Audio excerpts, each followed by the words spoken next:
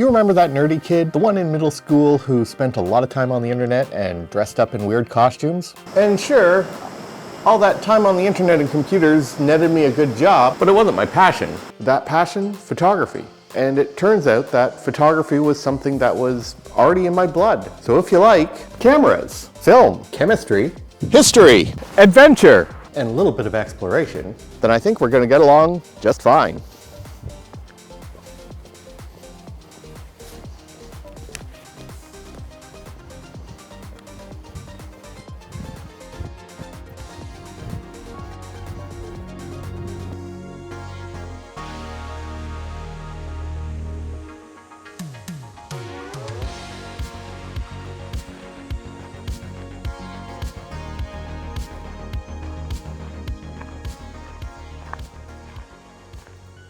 Hey there friends, welcome back to the channel. My name's Alex Oakes and today I have a developer review for you. Yes, I have been doing a bit of a theme of developer reviews this year, but they seem to be performing well on my channel, so why not? So today I am reviewing Ilford Perceptol. This was Ilford's answer to Kodak's Microdol-X.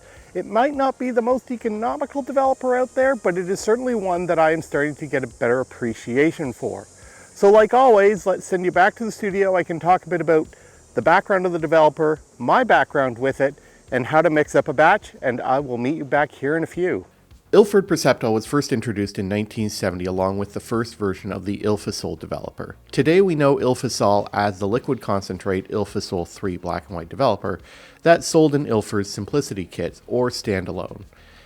Perceptol, however, was designed as Ilford's answer to Kodak Microdol-X, a fine-grained developer to tame the grain on faster films, but could be used as a sharpness-enhancing developer at greater dilutions.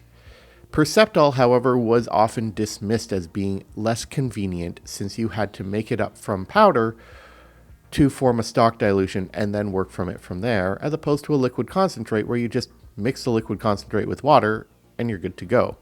Perceptol, however, did gain a fan with noted photographer and chemist Barry Thornton.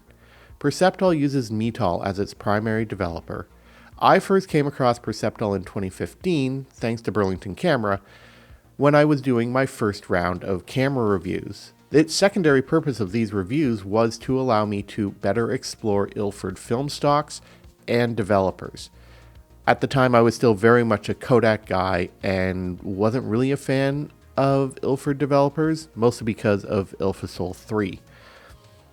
At the time, Perceptol unfortunately did not make much of a splash with me due to its limited economic value, and yeah, I wasn't really a fan of it at the time, but since exploring it a little bit more, especially through this review, I found that it might not be a great general purpose or everyday developer, but as a specialty developer and one to use for specific purposes, it's absolutely incredible. All right, let's get this pouch mixed up and we can get back out into the field. Perceptol comes in powder form and is mixed with water to form a stock solution. One kit contains two separate powder pouches labeled A and B. Sadly, you can only get Perceptol in a single volume of 1 liter of stock solution. Starting with distilled water, I usually heat it to about 45 degrees Celsius and then add the entire contents of package A into the water and let it dissolve all the way. And then I go ahead and add part B, letting it dissolve most of the way before topping it up to the full 1 liter volume. If you get your water at that right temperature, the powder mixes easily, so it doesn't matter if you use a manual or automatic mixing method. You're going to see that there's a brown tint to this developer. That has no way affected the action of the developer in this particular round. In powder form, when stored in a dry location, it has infinite shelf life. In stock form, you're looking at about 6 months in a full capped container and about 1 month in a half full container.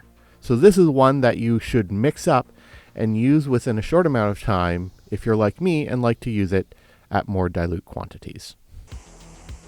Alright, so today I'm here in McCraney Valley in Oakville, Ontario, Canada. I don't have the camera with me yet, but I'm going to be shooting my Mamiya M645 with the 35mm f3.5 lens mounted. I have a roll of Ilford FP4 loaded, and I'm going to be a bit crazy and I'm going to be shooting it at ASA 32 and then be developing it in Perceptol at a 1:3 dilution. So back in the woods here is going to be a little bit of low light, so I'm going to be metering using my Pentax Spot Meter 5, and I'm going to need that tripod that my camera is sitting on, and you'll see things from a point of view style. All right, so I'm going to grab the tripod and we can get going.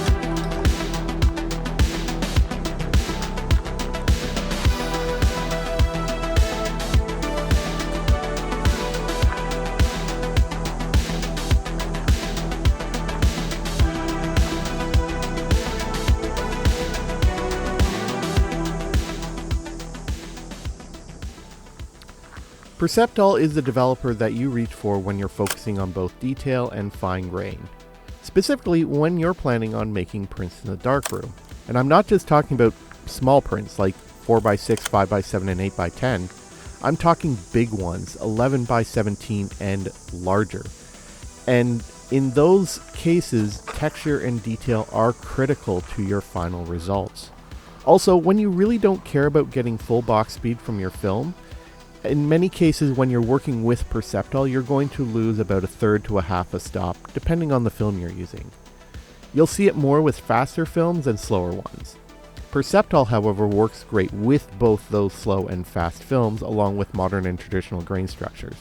But where Perceptol shines is with films that are already fine-grained and sharp, because it's just going to make those elements shine better. Personally, the stocks that I like to develop with Perceptol is Ilford Pan-F Plus, Delta 100, and FP4.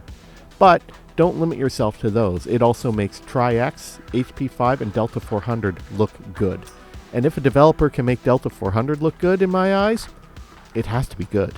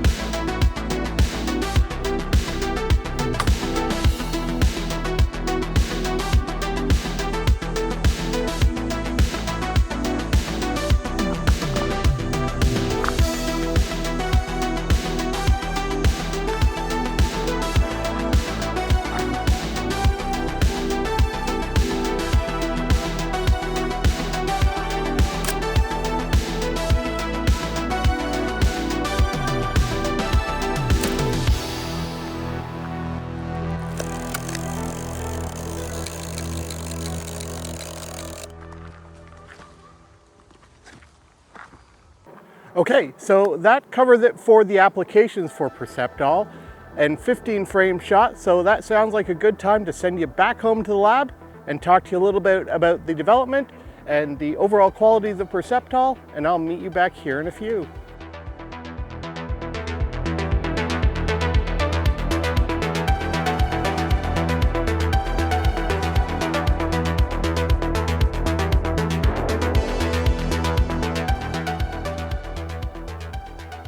You can use Perceptol one of two ways when developing your film. The first is in its stock form, making it reusable for up to 4 rolls of film. Now, Ilford's documentation does suggest that after the first roll of film, you want to start increasing your development by 10% for each roll, up to that 4th roll. I've never done that because it does seem a bit of a waste of time, and I've really seen no reduction in developing action using the stock dilution. But I've never really used it that much in its stock form. I go with diluting it, making it a one-shot developer. Use it and dispose of it. And there are 2 dilutions listed on Ilford documentation, is first to 1:1 and the second is 1:3. But there are sometimes listed online for a 1:2 dilution. The downside for this is once you get into the more dilute forms, you're looking at a radical increase in your development times. Not so much at 1:1, but at 1:3 you are going pretty far. But you can always reduce those times by using a mechanical development method, as you see me using right now. Of course, your mileage may vary, but Ilford does state that Perceptol does work well with mechanical methods along with manual and tray methods.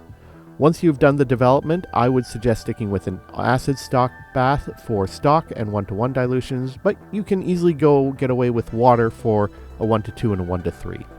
Once you're done, you can use your regular fixing and washing methods. Just make sure that you extend your fix time for those T-grain and delta emulsions.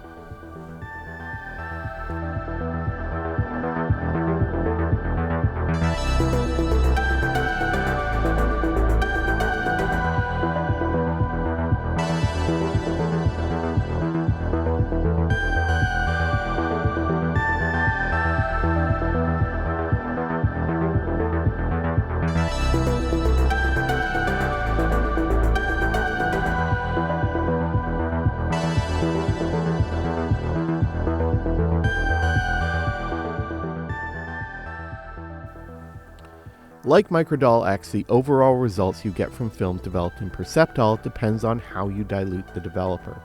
If you want to increase the action of reducing visible grain, you're going to want to stick to the stock dilution. Now, I rarely use Perceptol in that way.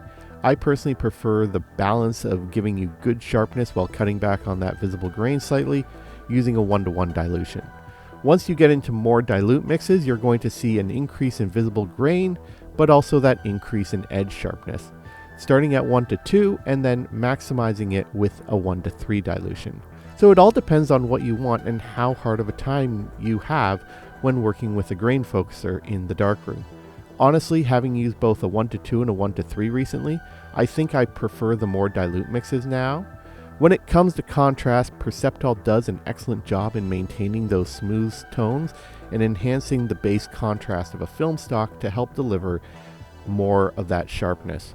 But where Perceptol really shines is producing negatives that can in turn produce amazing large darkroom prints. Negatives developed in Perceptol make for amazing darkroom prints and aren't too hard to nail down that exposure and developing time in the traditional darkroom.